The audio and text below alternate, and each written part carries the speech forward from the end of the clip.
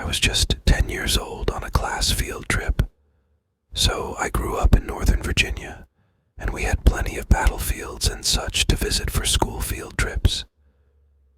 In 5th grade, my class went to the Belle Grove plantation, which was at Cedar Creek Battlefield.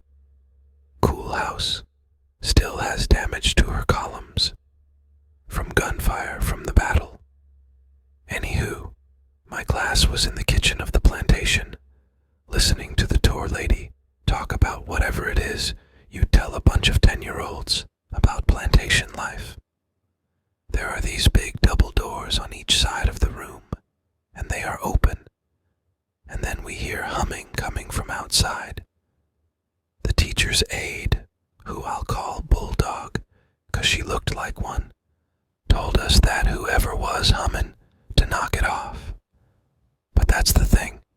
It wasn't any of us, and it was coming from outside. Bulldog goes out one side of the kitchen, comes back in, and goes out the side that leads to the garden.